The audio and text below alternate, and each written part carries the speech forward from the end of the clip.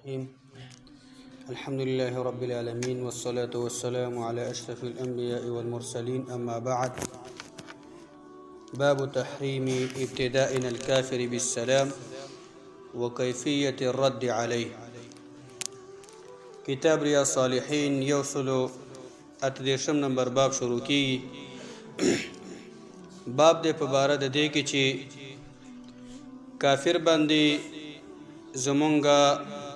د سلام اول اچول دا حرام دي، او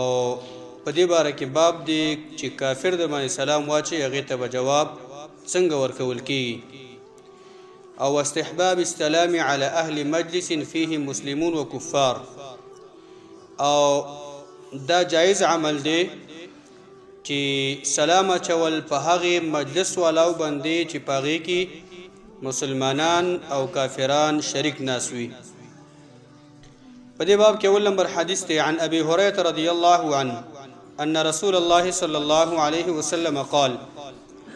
ابو هريره زهون روایت ته چې یقینا رسول الله صلى الله عليه وسلم فرمایلی دي لا تبدا اليهود ولا النصارى بالسلام. مؤمنانو مسلمانانو تاسو په يهود او نصاراو باندې اول سلام ما چوي. پیل شروع د سلام په يهودي او نصراني باندې بنکه منع تراغله. فاذا لقيتم احدهم في طريق کله چې تاسو د دې کافرانو د يهودو نصاراو سره یو تن سره په لار کې مخامخ شي فاضطروه الى اضيقه. تاسو په دې يهودي او نصراني باندې لار تنګ کوي. څه معنا؟ فاضطروه الى اضيقه، تاسو مجبور کې دغه يهودي او نصراني هغه ډیر هغه تنگ زیاده دغه لارې ته معنا لار په تنګ کوي. یعنی حدیث کې فائدہ دار چې یو دا حرمت د سلام اچول په يهودي او نصراني باندې دا ثابت شي. په يهودي او نصراني او مسلمان سلام نه چې عموما یعنی ټول کافرانو باندې. دویمه فائدہ به کې دار چې يهودي او نصراني سره به انتهایی زیات مؤمن مسلمان دشمنی کوي، هغه سره انډیوالي، هغه سره دوستی، داغه پارټۍ کې ودرېدل، داغه سره ملګرتوب کول دا بالکل حرام دي. بلکې د لار باندې تک او به په مین د لار باندې تک دا یو عزت دی، او الله دا عزت مسلمان ته ورکړی دی. الله قرآن کې فرمایي اعوذ بالله من الشیطان الرجیم سورۃ المنافقین کې منافقون کې چې ولله العزة وللرسول وللمؤمنین. دنیا کې عزت دا د الله د پاره دی، دا د رسول د پاره، دا د مؤمنانو د پاره دی. عزتمن الله دی، عزتمن پیغمبر دی، عزتمن هغه مؤمنان چې الله او رسول مني دوی ته الله عزت ورکړی دی. نو مومن مسلمان له پکار ده چې کافر دا په لار باندې روان يهودي نصراني باید مومن مسلمان پاغي باندې لار تنګ کی، بلکې لار به ته نه پردي چې هغه روان د لار د پرې د سیټ ته شي. لار په تنګ کا چې هغه د سنډه ته رواني، سنډه ته ذلیل رواني. دا یو شرف ته عزت ته لار په میز باندې سړی رواني. دا د مسلمان حق دی. مومن مسلمان په جګ سترګې ژوندۍ کې په دنیا کې دا خو بیره خبره چې مسلمان ذلیل شوی دی.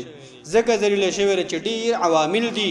ډیر اسباب دي چې مسلمان ذلیل شوی دی. وجه دا ده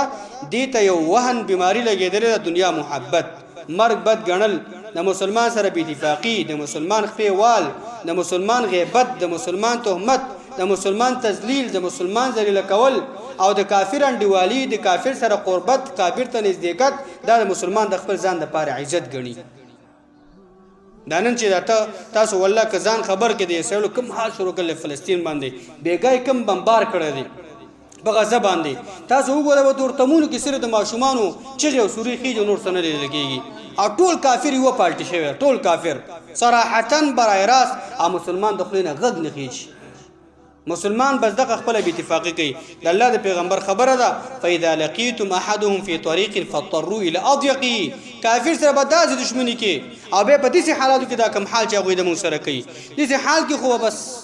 چې څومره د وس او توان او طاقت کېږي د دې په خلاف باندې د هغوی کمزوري کول پکار دي. نو نبی اسلام فرمایي تاسو کافر سره په لار کې ملاو شئ نو تاسو په دې باندې لار تنګ کوئ. لار دا بل روایت ته وان انس رضی الله عنه قال قال رسول الله صلی الله علیه وسلم. انس زهون روایت ته دا وی چې رسول الله صلی الله علیه وسلم فرمایلی دي اذا سلم علیکم اهل الكتاب، کله چې تاسو باندې اهل کتاب يهود او نصارا سلام واچي فقولوا تاسو ورته دا جواب ورکړئ وعلیکم وعلیکم جواب تورکی روایت مسلم کې راځي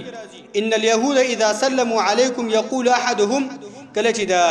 يهود په تاسو باندې سلام اچي کنه نو دوی وی السلام علیکم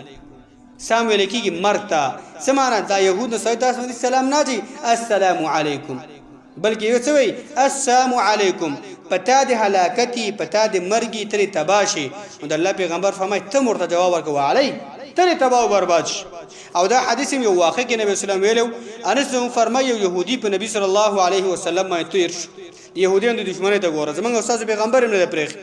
د الله پیغمبر ما سلام واچو السلام علیکم نبی اسلام ته جواب ورکوه علیکم نبی صلی الله علیه وسلم صحابه کرام ته ویلا اتدرون ماذا یقول تاسو ته پته لري سړی څه ویلا د چی ور سلام څه واچو څه ویلا نبی اسلام صحابه کرام ته ویلا دی السلام علیکم هلاک دي شي هلاک شي تباہ برباد شي مړ دي شي تاسو و ما مرته ویل چی وعلیکم وعلیک پتا دی هلاکتی نو د الله پیغمبر دا خبره وکړه اذا سلم علیکم اهل الكتاب فقولوا علیکم يهودي جرمانه کله سلام اچي نصرانی جرمانه کله سلام اچي تاسو متوي تاسو د هلاک او تباہ برباد شي پتا باندې هغه سي چې په ما باندې دی داغه دعا وکړه دا بل حدیث ته سره دا باب ختمي دریم نمبر حدیث ته وعن اسامه رضی الله عنه اسامه رجمون روایته أن النبي صلى الله عليه وسلم مر على مجلس فيه أخلاط من المسلمين والمشركين عبدة الأوثان واليهود يقين النبي صلى الله عليه وسلم يوم مجلس ما تيريدو چې پاغي کې د مسلمانانو او مشرکانو او د يهودو او مشرکان هغه چې هغه د بوتان بندگی کوي دا ټول يهود او مسلمانان او مشرکان ټول به کې شریک ناست فسلم عليهم النبي صلى الله عليه وسلم النبي صلى الله عليه وسلم باغوی من سلام واچ متفق علیه بخاری مسلم روایت ته یعنی دی روایت دا فائدہ دا لاس راضی او دا حکم د ثابتیږي یعنی چې سلام داسې او جماعت او ډله باندې اچول چې مسلمانان مشرکان کافران دا به شریک ناسوي نو ته باغی ما سلام اچول شي بالکل جایز دي ځکه ستا مقصد دا چې بده کې دا مسلمان ناشته او بده ما سلام السلام علیکم ورحمت الله وبرکاته نو دې دا حکم افاده کیږي الله دې به خبرو متاسمه کو توفیق راکړي مقصد دې خبرو دا شو چې یاره يهودي نه سامانی سلام اچول دا حرام دي بلکې دا غي سره انتهایی زیاده دشمنی کول دا عبادت د الله دی او بل فائدہ به کې دا شو چې يهودي نه سمي په تا سلام واچي ته وته وعليكم ورته او بل فائدہ به کې دا داسې یو مجلس يهودي نصرانين کافران مشرکان ټول به کې شریک نه مسلمانان پکې وي شرط به کې دا دی نو مسلمان چې پکې وي ته باغې ما سلام اچولې دا شي الله دې موږ تاسو ټول ژوند دار قرآن او حدیث فهم او عمل کې او خدمت کې دې وصلی الله علی نبینا محمد